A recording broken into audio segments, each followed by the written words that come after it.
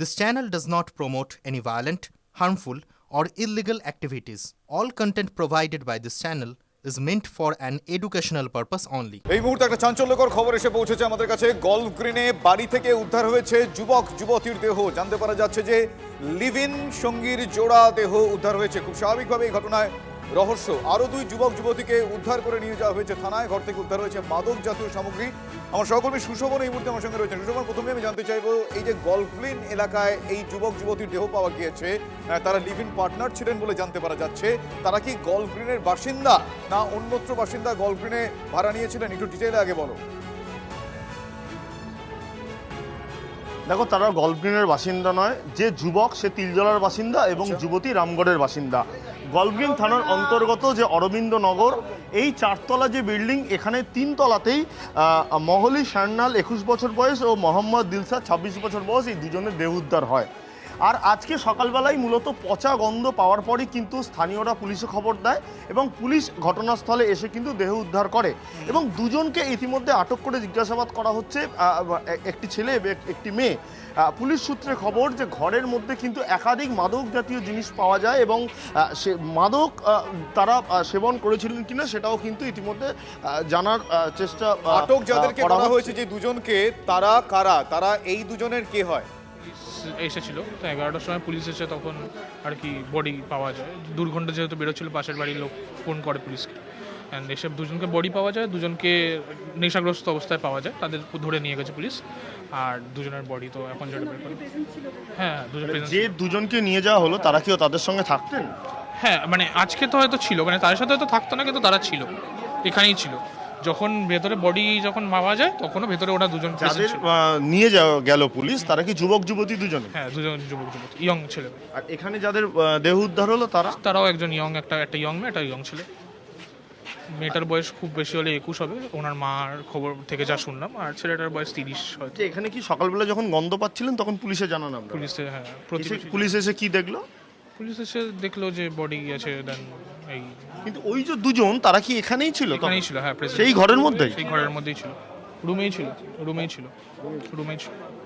তারা যখন পুলিশ বার করলো, তাদের কি মনে হলো নেশাগ্রস্ত অবস্থা? অবশ্যই তারা নেশাগ্রস্ত। তিনি ঠিক করে দাঁড়াতে পারছে না, কথা বলতে পারছে না। মেয়েটার তো খুবই খারাপ অবস্থা, ছেলেটাও সেম। এই যে দুজন যারা মারা গেছেন, এরা কি লিভ ইন পার্টনার ছিল? আমার যতদূর মনে হয় লিভ ইন। যারা মারা গেছে তারা তো লিভ ইন পার্টনারই ছিল। এখন লিভ ইন কালচারটা প্রচণ্ডভাবে শুরু হয়েছে সব জায়গাতে, সেম জিনিস লিভ ইন কালচার। দেখো, মূলত 3 থেকে 4 মাস এই অরবিন্দনগরের এই ফ্ল্যাট, সেখানে তারা ভাড়া নেয় এবং তারপর থেকে তারা এখানেই ছিল।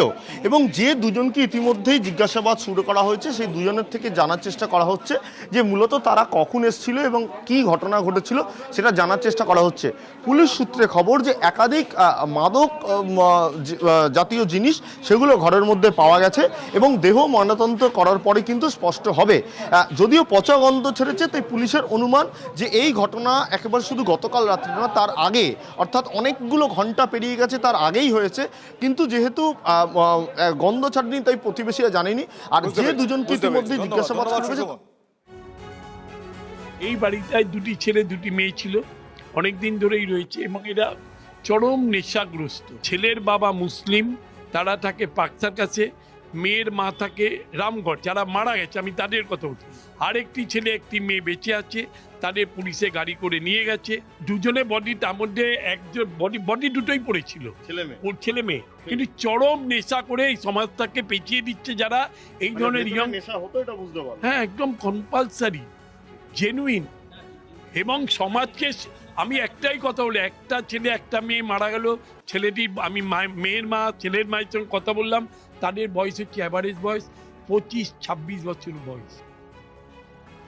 চার বন্ধুর মধ্যে 2 বন্ধু এখানে নেশাগ্রস্ত অবস্থায় ছিল। তা ওনারা থানায় ফোন করে বলেছে যে এরকম অতিরিক্ত ড্রিঙ্কস করেছে, তার জন্য মারা গেছে। তারপরে এসে তো দেখছে যে 3 দিন আগেই মারা গেছে। যারা দুজনকে ফোন করেছিল, সেই দুজনে কথা বলতে পারছে না, এত নেশা করেছে। মানে ওনার থেকে যে ইনফর্ম কিছু নেবে, কিছু নিতে পারছে না পুলিশে। আবার ওদেরকে ধরে থানায় নিয়ে গেছে। ওরা যতক্ষণ না নেশা কাটবে ততক্ষণ বলতে পারবে না। আর এনাদের দুজনকে তো এখন এই অবস্থায় রয়েছে, এখন ডিসপোজ করে নিয়েছে। হ্যাঁ, ওনারাই দেখেছেন সব। এমন কোনো নেশা নেই, সবই নেশা করে, সব রকম। কোকেন ওদের রিপোর্টে লিখে নিয়েছে তো, কোকেন, গাঁজা, মদ সবই।